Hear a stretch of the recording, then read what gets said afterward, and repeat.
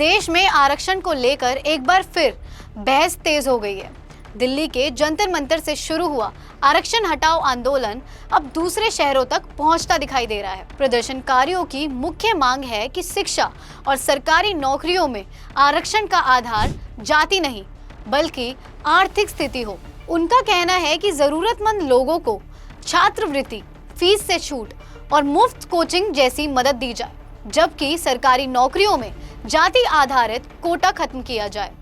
कुछ प्रदर्शनकारी ये भी चाहते हैं कि एक परिवार में आरक्षण का लाभ केवल एक बार या एक व्यक्ति को मिले। इसके साथ ही यूजीसी के 2026 इक्विटी रेगुलेशंस को लेकर भी विरोध हो रहा है। ये नियम उच्च शिक्षण संस्थाओं में समानता और जातिगत भेदभाव से जुड़े हैं। हालांकि इन नियमों पर कानूनी विवाद चल रहा है और केंद्र इन पर पूर्ण विचार की बात कही है। दिल्ली में प्रदर्शन को लेकर पुलिस और आंदोलनकारियों के बीच टकराव भी हुआ। पुलिस के मुताबिक रामलीला मैदान में प्रदर्शन की अनुमति थी, लेकिन प्रदर्शनकारी जंतर मंतर पहुंच गए, जिसके बाद कई लोगों को हिरासत में भी लिया गया। अब आते हैं इस विवाद के दूसरे पक्ष पर। आरक्षण के समर्थन में कई बड़े राजनीतिक नेता खुलकर सामने आए हैं, जैसे कि बीएसपी सुप्रीमो मायावती ने आरक्षण विरोध मांग को अनुचित बताया है। उनका कहना है कि आर्थिक रूप से कमजोर लोगों के लिए सरकार की कई योजनाएं पहले से मौजूद हैं। वहीं जातिगत भेदभाव और सामाजिक समानता अभी भी मौजूद है, इसलिए एससी, एसटी और ओबीसी समाज के लिए आरक्षण जरूरी है। वहीं समाजवादी पार्टी अध्यक्ष अखिलेश यादव ने आरोप लगाया है कि आरक्षण सुधार के नाम पर इसे खत्म करने की साजिश की जा रही है और ये पीड़ित समाज के खिलाफ है। उनका साफ संदेश है, आरक्षण था, आरक्षण है और आरक्षण रहेगा। आजाद पार्टी के अध्यक्ष चंद्रशेखर आजाद ने भी आरक्षण का समर्थन किया है। उनका कहना है, ऐतिहासिक रूप से वंचित लोगों को शिक्षा और रोजगार में उचित हिस्सेदारी देने के लिए आरक्षण जरूरी है।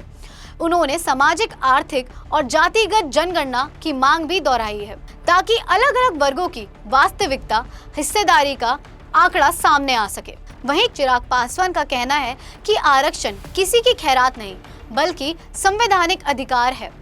उनके मुताबिक इसका उद्देश्य ऐतिहासिक रूप से भेदभाव झेल चुके वर्गों को मुख्य धारा में लाना है। इस बहस में डॉक्टर BR अम्बेडकर के विचारों का भी जिक्र हो रहा है। अम्बेडकर का संवैधानिक दृष्टिकोण ऐतिहासिक रूप से वंचित वर्गों को बराबरी और हिस्सेदारी का अवसर देने से जुड़ा था। इसलिए सोशल मीडिया पर उनके नाम से चल रहे छोटे छोटे उद्धरणों के बजाय उनके विचारों को पूरे संवैधानिक संदर्भ से देखना जरूरी है और यही इस पूरे विवाद का सबसे अहम हिस्सा है। एक तरफ आंदोलनकारी आर्थिक आधार, समान अवसर और मेरिट की बात कर रहे हैं, दूसरी तरफ आरक्षण के समर्थकों का कहना है कि सिर्फ आर्थिक गरीबी के आधार पर बनाना पर्याप्त नहीं, क्योंकि आरक्षण का उद्देश्य ऐतिहासिक सामाजिक भेदभाव और हिस्सेदारी की कमी को दूर करना भी है। तो अब सबसे बड़ा सवाल यही है, क्या आरक्षण का आधार जाति की जगह आर्थिक स्थिति होना चाहिए या फिर ऐतिहासिक सामाजिक भेदभाव और हिस्सेदारी की कमी को देखते हुए जाति आधारित आरक्षण आज भी जरूरी है? क्योंकि आरक्षण सिर्फ सरकारी नौकरियों या कॉलेज की सीटों का सवाल नहीं है, ये सामाजिक न्याय, बराबरी और हिस्सेदारी से जुड़ा बेहद संवेदनशील मुद्दा है। आप इस पूरे विवाद पर क्या सोचते हैं? क्या आरक्षण का आधार आर्थिक होना चाहिए या फिर जातिगत? अपनी राय कमेंट सेक्शन में जरूर बताएं। ऐसी और खबरों के लिए देखते रहिए द फ्रीलांस मीडिया और मैं हूं प्रिया। खबरों की स्वतंत्र आवाज सुनने और देखने के लिए सब्सक्राइब कीजिए TFM यानी द फ्रीलांस मीडिया।